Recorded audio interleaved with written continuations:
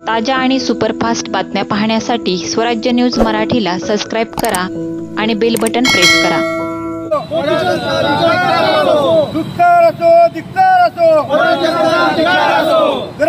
गोपीचंद पडळकरचं करायचं काय? या गोप्याचं करायचं काय? या गोप्याचं करायचं काय? धिक्कार असो, गृहमंत्र्यांचा धिक्कार असो, धिक्कार असो, धिक्कार असो, गृहमंत्र्यांचा धिक्कार असो। या गोप्याचं करायचं काय? मुंडीचं करायचं काय? या अभिषेकाचं करायचं काय? या अभिषेकाचं करायचं काय? या गोपीचंद पडळकरचं करायचं काय? या गोपीचंद पडळकरचं महाराष्ट्र हे संतांची भूमी आहे, हे लढाऊ शिवरायांची भूमी आहे।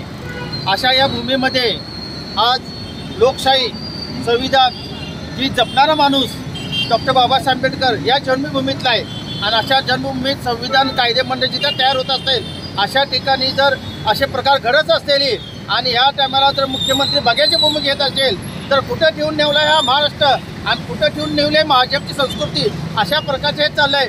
गोपीचंद पडळकर सारख्या माणसाला ही जर पोचत असलेली जो पवार साहेबाला किंवा पवार साहेबाच्या कुटुंबावर अपशब्द बोलून तो हे शब्द बोलत असेल आणि अशा लोकांना तुम्ही पाठीशी घालणारा मुख्यमंत्र्याला तर आम्ही धिक्कार करत आहे।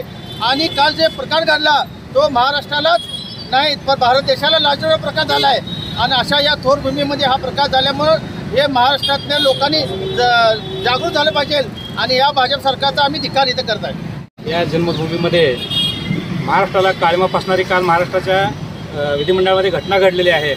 त्या घटनेचा निषेध करण्यासाठी राष्ट्रवादी काँग्रेस शरद पवार गटाच्या वतीने व विजय वतीने आज आम्ही इथं निदर्शनं करण्याचा कार्यक्रम घेतलेला आहे। अतिशय सत्तेचा माज असलेली व्यक्ती गोपीनाथ पडळकर यांनी काल आमच्या पक्षाचे नेते आव्हाड साहेब यांच्यावर भ्याड हल्ला करण्याचा जो प्रयत्न केला त्या हल्ल्याचा आम्ही या ठिकाणी जाहीर निषेध करत आहोत।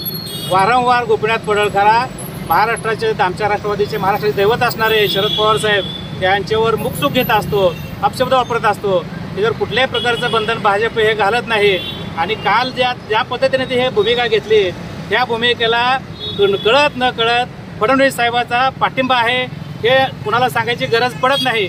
हे सरळ सरळ दिसून येते की त्याला फडणवीस साहेबांचा पाठिंबा म्हणून त्यांनी या ठिकाणी डायरेक्ट आमदार विधान भवनामध्ये हल्ला करण्याचा त्यांनी प्रयत्न केला आहे। अशा घटना वारंवार महाराष्ट्रात विधिमंडळाच्या बाहेर घडत आहेत आणि ह्या घटनेला जबाबदार देवेंद्र फडणवीस साहेब गृहमंत्री म्हणून आहेत। त्यांनी या घटनेच्या निषेधार्थ ह्या घटनेची जबाबदारी घेऊन त्यांनी राजीनामा द्यावा अशी आम्ही राष्ट्रवादी काँग्रेस पक्षाची मागणी करतो आणि फडणवीस साहेबांचा भाजप सरकारचा आणि गोपीनाथ पडळकरचा आम्ही या ठिकाणी धिक्कार करत आहोत, जाहीर निषेध करत आहोत।